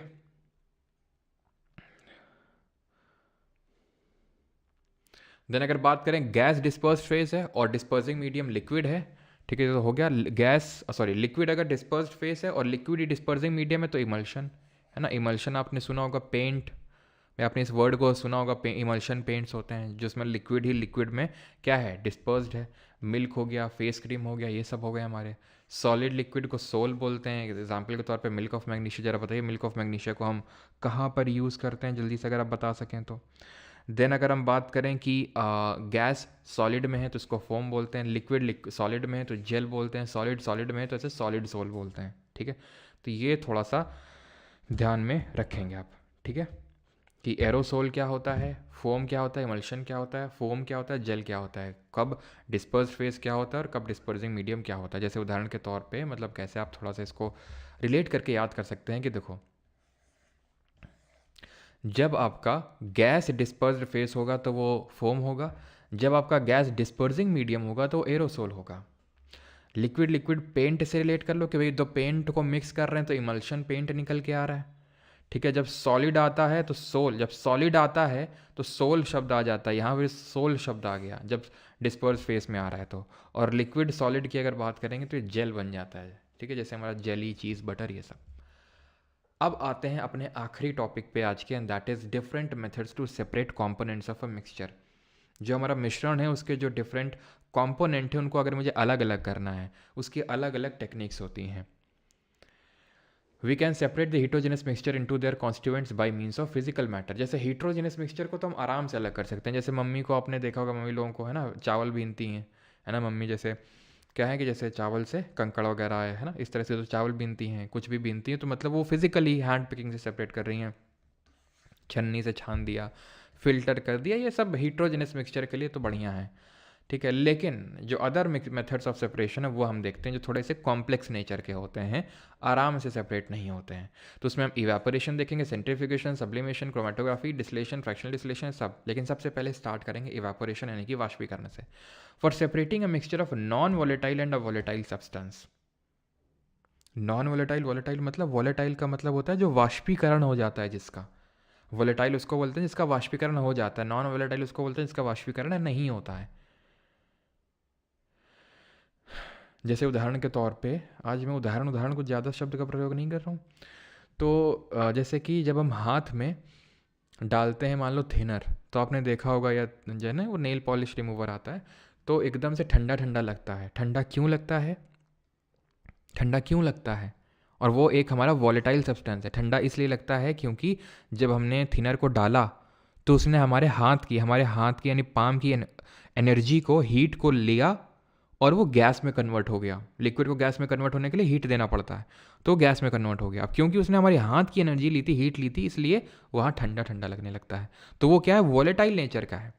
तो जब हम पानी और मान लो नमक का मिश्रण है, तो सिंपल आप रखो इसको, वाष्पीकरण होगा, इवापोरेशन होगा, पानी फुर्र और नमक नमक रह जाएगा, इवापोरेशन से हो गया। और separating coloured component from the ink, और सेपरेटिंग कलर्ड कंपोनेंट क्या होता है, डाई होता है। जो इंक होती है उसका कोई ना कोई कलर होता है।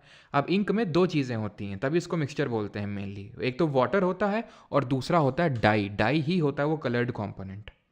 ठीक है। आपको कैसे पता सर कि ओ ठंडा लगता है? ओ ठंडा लगता है नहीं बेटा, थिनर ठंडा लगता है। लेकिन हम तुम्हारी भावनाओं को समझ पा रहे हैं बेटा। हैं, थिनर हमने भी देखा है। थिनर हमने भी कभी ना कभी तो इस्तेमाल, मतलब इस्तेमाल इन दी सेंस कि रखा था तो देखा था भाई उसमें। क्या नेल पॉलिश थोड़ी ना लगाता हूँ मैं, ठीक है। सॉल्ट एंड वाटर की बात करते हैं, सॉल्ट फ्रॉम वाटर, तो वो मैंने आपको बता ही दिया, शुगर फ्रॉम वाटर। तो डाई को इंक से वाला ये वाला एग्जाम्पल ध्यान रखना है, क्योंकि इसमें आप कन्फ्यूज़ होंगे। कैसे? हमारे अगले मेथड से, ये सेकंड नंबर का है, ठीक है। ये है, इसको बोलते हैं chromatography, to separate solutes that dissolve in the same solvent, separating coloured components of a dye and drugs from blood. जो डाई होती है, अभी जो डाई को हम अलग किए वाटर से, इंक में क्या होता है? वाटर होता है, डाई होता है। तो इवापोरेशन करवाया, वाटर उड़ गया, डाई बच गई। डाई में बहुत सारे कलर्स होते हैं, बहुत सारे कलर्स होते हैं। उन कलर को कैसे अलग करोगे? क्रोमैटोग्राफी। क्रोमा का मतलब क्या होता है? कलर होता है, ठीक। ड्रग्स को अलग करना है ब्लड से, खून से। अगर मान लो कोई केमिकल वगैरह हैं खून में, कोई केमिकल, अगर उनको अलग करना है तो उसके लिए भी क्रोमैटोग्राफी का इस्तेमाल करेंगे आप। सेंट्रीफ्यूगेशन पे आएंगे, ठीक है। उसको यार 5 ही मान लो, मैं आगे लिख दूंगा। मैंने उसको 5 से उठा के यहाँ पे इसलिए रख दिया था, सो दैट आपको कन्फ्यूजन ना हो कि भैया अगर इंक से डाई को अलग करना है तो एवापोरेशन, मतलब डाई को अगर इंक से अलग करना है तो एवापोरेशन, डाई को उसके डिफरेंट कलर्स में अलग करना है तो क्रोमैटोग्राफी। कलर मतलब क्रोमा, ठीक है। सेंट्रीफ्यूगेशन देखा होगा मथनी से, है ना, ऐसे झर झर झर झर मारो, क्रीम निकल आती है। Separate dense particle from light particle, जैसे कि मिल्क को क्रीम से अलग करना है, बटर को क्रीम से अलग करना है, ठीक है। Squeezing out water from wet clothes, तो ये सब सेंट्रीफ्यूगेशन होते हैं ना। जो हमारी वॉशिंग मशीन है वो सेंट्रीफ्यूगेशन पे काम करती है, घर घर घर घर घर घर घर घर घर ऐसे घुमाती है और सेंट्रीफ्यूगेशन हो जाता है, ठीक है। तीसरा बात है using a separating funnel to separate two immiscible liquid. अब दो इस तरह के लिक्विड हैं जो आपस में मिल नहीं रहे हैं, बोल रहे हम नहीं मिलेंगे। हम में और आप में अंतर है, ठीक है। हम में और आप में अंतर है, ठीक। तो ये दोनों मिलेंगे नहीं। जैसे उदाहरण के तौर पे ऑयल एंड वाटर आपस में मिलते हैं? नहीं मिलते हैं, तो इमिसिबल हैं। इमिसिबल हैं तो जिसमें भी हैं, ठीक है, उसमें लगाओ ऐसा ये, ठीक है, सेपरेटिंग फनल में डालो उसको। इसमें ऐसा टैप लगा होगा, टैप मतलब वही ढक्कन। ढक्कन को खोलोगे तो जो नीचे है, नीचे कौन होता है? तेल और पानी में पानी, क्योंकि वो ज़्यादा डेंस है, भारी है, तो पानी निकलेगा निकलेगा निकलेगा। जैसे ही यहाँ पर पानी आ जाए, मतलब यहाँ पर तेल आ जाएगा, क्योंकि पानी निकलेगा निकलेगा, ये नीचे आएगा तेल, और जैसे ये बंद कर दो, पानी अलग तेल अलग, बात खत्म, पैसा आ जाओ। Oil from water, iron ore. अब आते हैं इसको नहीं, अब आते हैं डिस्टिलेशन पे, बारी बारी करके पढ़ेंगे जिससे कि कॉन्टीन्यूटी बनी रहे। अब ये तो मैंने आपको बताया था इमिसिबल लिक्विड को अलग करना है। अब अगर मान लो दोनों मिक्स हो जाए तो क्या करोगे? तो डिस्टिलेशन यूज करोगे, ठीक है। आसवन जिसको बोलते हैं, आसवन। डिस्टिलेशन में क्या होता है? डिस्टिलेशन में क्योंकि दोनों मिल चुके हैं आपस में, तो हीट करेंगे इसको, हीट करके और यहाँ पे से क्या करेंगे, एक वो लगा लेंगे, फनल टाइप लगा लेंगे। क्यों? जब हीट करेंगे तो एक जो है वेपराइज कर जाएगा, एक वेपराइज कर जाएगा। तो जब उसके वेपर्स आए ऊपर की तरफ, तो वो इधर के रास्ते इधर इकट्ठा करवा लें उसको हम, और जो वेपर नहीं बनाएगा उस टेम्परेचर पे वो वहीं पड़ा रहेगा, अलग हो गया। उदाहरण के तौर पे एसीटोन एंड वाटर। तो इसमें क्या होगा, जब पानी गर्म करेंगे तो वाटर क्या होगा, वेपर्स बनेंगे, और उस वेपर्स को कलेक्ट कर लेंगे अलग से। लेकिन अगर क्या हो, दोनों ही वेपराइज हो जाएं, यानी कि दोनों के बॉइलिंग पॉइंट में डिफरेंस क्योंकि बहुत कम है, दोनों जो मिले हुए हैं उनके बॉइलिंग पॉइंट में कम डिफरेंस का मतलब ये है कि अगर मैं उसको गर्म करूंगा तो दोनों ही वेपर्स में कन्वर्ट हो जाएंगे। जैसे मैंने थोड़ा टेम्परेचर, अब यहाँ पे क्या है कि अगर मैं और टेम्परेचर बहुत और बढ़ा देता तो एसीटोन भी वेपराइज हो जाता। लेकिन भैया क्योंकि मुझे अलग करना है तो मुझे पता है इतने में वाटर हो जाएगा, रुक जाऊंगा मैं, वाटर अलग एसीटोन अलग। लेकिन अगर ऐसे भी तो मिक्सचर होते हैं कि जो मिले हुए तो हैं आपस में और दोनों के बीच का जो बॉइलिंग पॉइंट का डिफरेंस है वो 25 केल्विन से कम है, तो ऐसे मामलों में सावधानी बरतते हुए आप आणविक आशवन का, यानी कि फ्रैक्शनल डिस्टिलेशन का इस्तेमाल करेंगे। जैसे कि to separate the components of air. आगे है क्या? नहीं है। To separate the components of air. वैसे तो एनसीईआरटी से इस चैप्टर को हटा दिया गया है, मतलब हटा दिया गया है जो हमारा सेपरेटिंग टेक्निक्स है, लेकिन हम अभी उसको पढ़ेंगे क्योंकि कभी कभी क्वेश्चन आ जाता है इसलिए, ठीक है। अभी हमने बीच में छोड़ा था सब्लिमेशन। सब्लिमेशन आपको पता है, जहाँ पर सॉलिड जो होता है डायरेक्ट गैस में कन्वर्ट हो जाता है, उसको सब्लिमेशन बोलते हैं।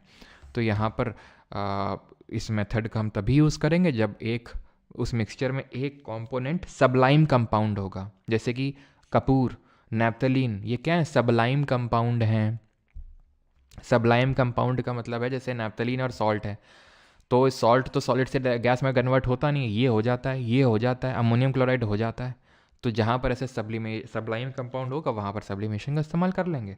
और क्रिस्टलाइजेशन का यूज़ करते हैं, जैसे अगर हमें सॉल्ट को अलग करना है सी वाटर से, देखो इवेपोरेशन और क्रिस्टलाइजेशन सेम सेम लग सकते हैं तुमको, ठीक है, लेकिन जहाँ पर प्योरिटी को मेंटेन करना है, ऐसा नहीं कि बस नॉर्मली, वो इवेपोरेशन तो नॉर्मल तरीका हो गया, लेकिन अगर आपको एकदम प्योर क्रिस्टल्स निकालने हैं, जैसे कि purification of copper sulphate, pure crystals निकालने हैं, तो वहाँ पर क्रिस्टलाइजेशन का मेथड हम यूज़ करते हैं, ठीक है। पहले तो सॉलिड को डिजॉल्व करेंगे, then solution is to heated to evaporate most of the solvent, evaporate हो जाएगा। Now the solution has allowed इसको कूल किया था टू ऑब्टेन क्रिस्टल्स, अब इसको कूल डाउन किया जाएगा। इवेपोरेशन में बस गर्म कर दो, सीधे वाष्पित हो गया, अलग हो गया। इसमें कूल डाउन करेंगे कि वो क्रिस्टल्स कंडेंस हो जाएं और प्योर क्रिस्टल्स को फिल्टर पेपर के थ्रू निकाल लेते हैं, सो दैट उसमें इम्प्योरिटी ना रहे। क्लियर है? किसी को किसी में दिक्कत हो तो बता दो, वैसे तो मैंने आहिस्ते आहिस्ते आपको सारी चीज़ें समझाई हैं, ठीक? क्लियर?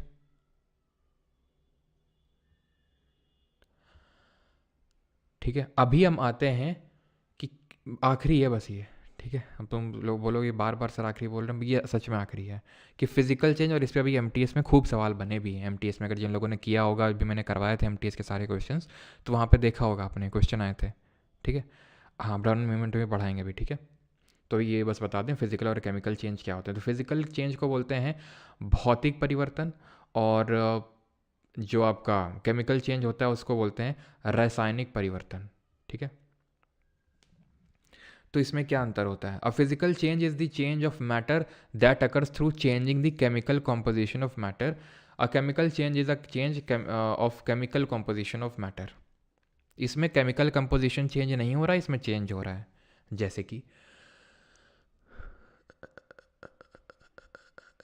जैसे कि मान लो ये कोई मान लो मैंने क्या किया, क्या कर दिया मैंने, मान लो ये कि कोयला है, कोयले का टुकड़ा है, ठीक है। इस कोयले के टुकड़े को मैंने क्या किया, मारा, जोर से फोड़ दिया, इसको ऐसे छोटे छोटे टुकड़ों में बट गया। एक केस में मैंने क्या किया, इस कोयले के टुकड़े को गर्म कर दिया। जब मैं गर्म करूंगा धीरे धीरे धीरे धीरे ये राख बनेगा, ऐश बनेगा। अब ये राख से तुम कोयला बना सकते हो क्या फिर से? अगर ऐसा होता तो फिर क्या ही दिक्कत थी, है ना, क्या ही कोयले की कमी होती फिर तो। लेकिन इससे क्या तुम फिर से बना सकते हो? बिल्कुल बना सकते हो, जोड़ के बना दोगे।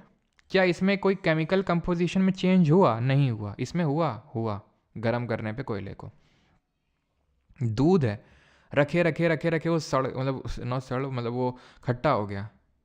क्या फिर से तुम वैसे ही दूध में बना सकते हो? नहीं बना पाओगे तुम, उसका फिर तुम्हें दही बनाना पड़ेगा अब, ठीक है। तो यानी उसके केमिकल कंपोजिशन में चेंज हो गया, जो कि इरिवर्सिबल नेचर का है, यानी उसको तुम बदल फिर से पीछे नहीं कर सकते हो।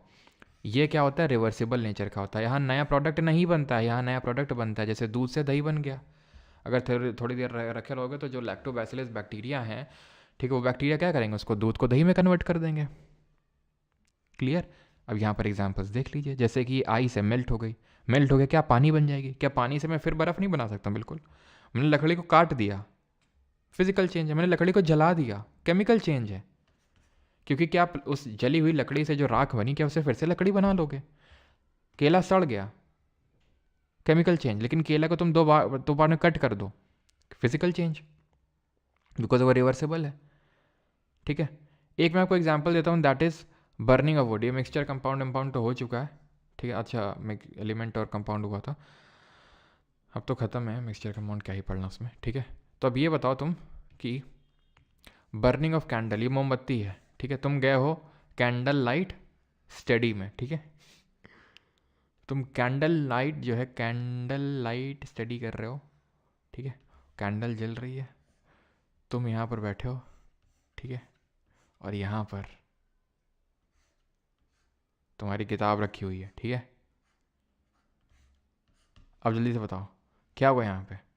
तो यहाँ पर जो होगा वो फिजिकल और केमिकल चेंज दोनों होगा, ठीक है, फिजिकल और केमिकल चेंज दोनों होगा। क्यों?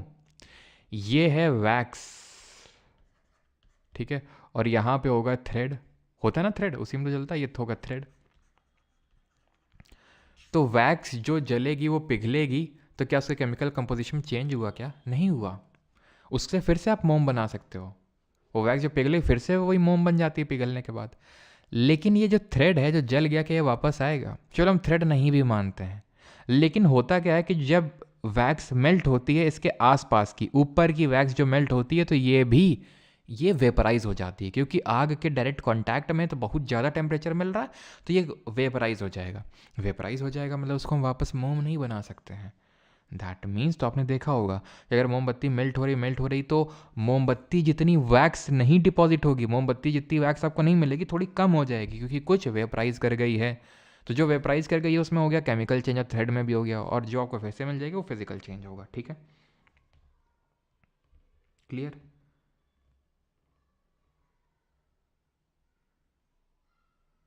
चलो ठीक है, अभी आपको बताता हूँ ये ब्राउनियन मूवमेंट क्या होता है। एक सेकेंड, पहले ये बताओ, यहाँ तक समझ में तो आ गया ना सभी को? What is this Brownian movement?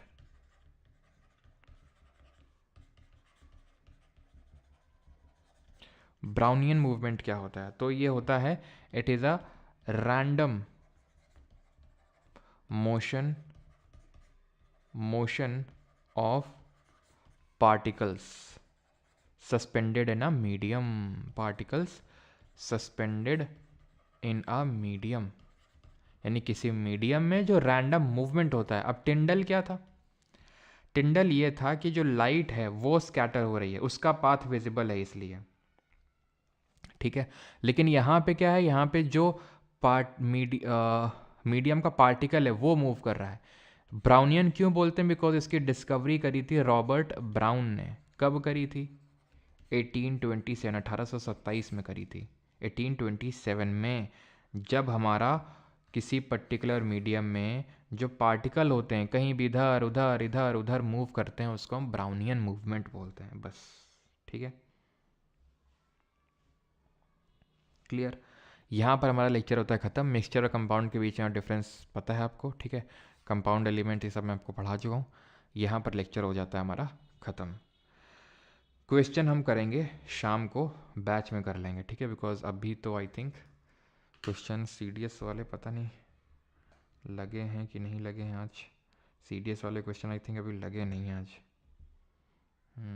क्योंकि निकाल के जो है फॉरवर्ड करने पड़ते हैं क्वेश्चन, तो फॉरवर्ड करना मैं आज भूल गया लगता है।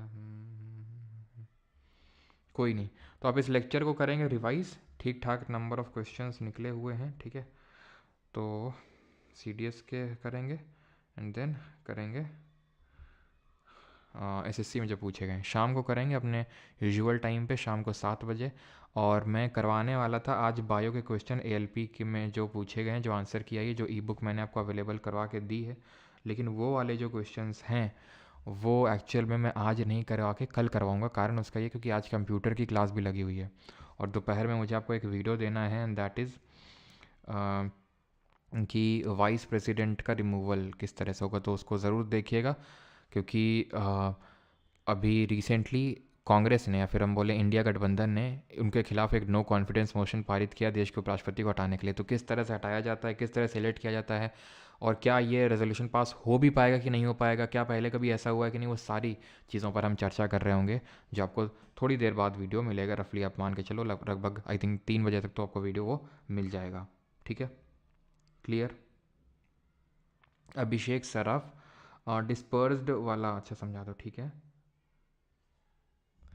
वल्ला हबीबी सर दोबारा पूछ रहा, प्लीज़ बता दीजिए, पहले कभी जीएस जी के पढ़ा नहीं तो क्या 3.0 बैच सफिशिएंट है क्या, प्लीज़ बता दीजिए।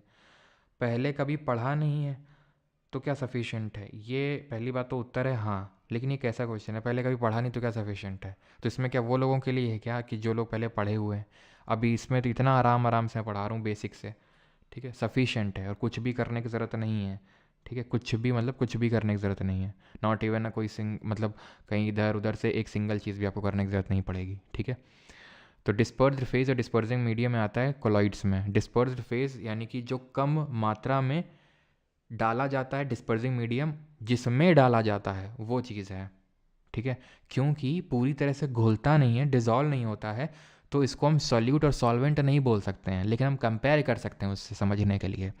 तो इसीलिए ये होमोजेनस दिख सकता है लेकिन है हीट्रोजेनस, यानी बीच का है, कोलॉइड है। यानी कि कोलॉइड में पार्टिकल साइज कितना होगा? पार्टिकल साइज होगा इसमें, पार्टिकल साइज होगा 1 नैनोमीटर से।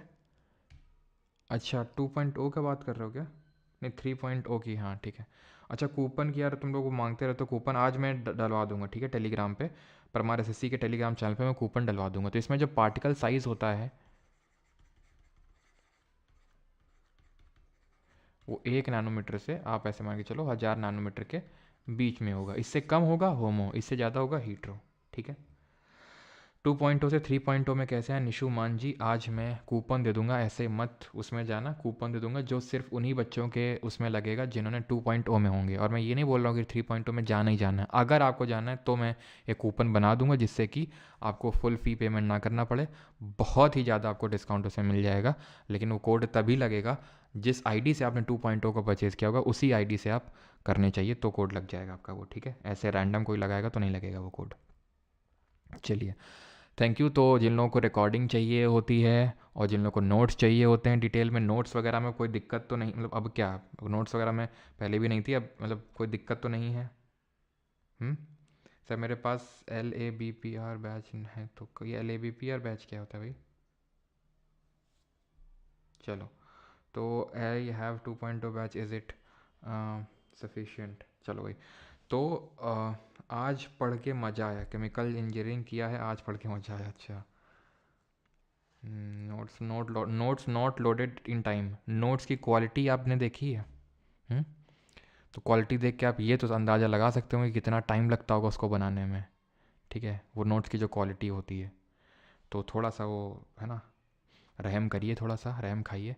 जिन लोगों को लेना है तो 3.0 परमार जीके बैच 3.0 है, परमार एकेडमी एप्लीकेशन पे या फिर वेबसाइट पे www.parmaracademy.in, तो वहाँ पर से जाकर आप कोर्स में एनरोल कर सकते हैं। ठीक है, ब्लड टिंडल इफेक्ट शो करेगा? जी हाँ करेगा तनिषा जी, क्योंकि वो एक कोलॉइड है and colloid do show Tyndall effect.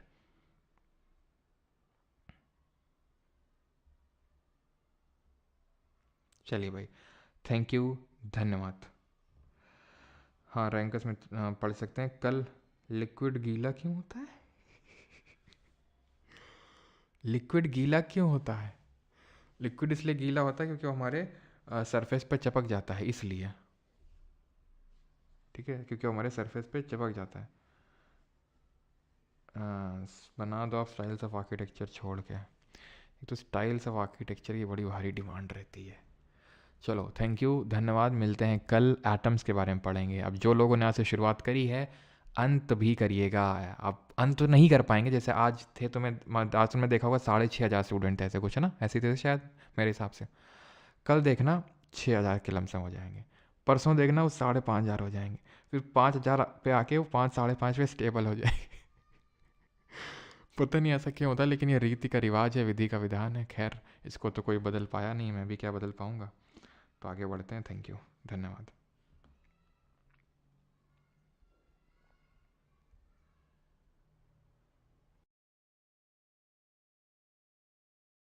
Hello.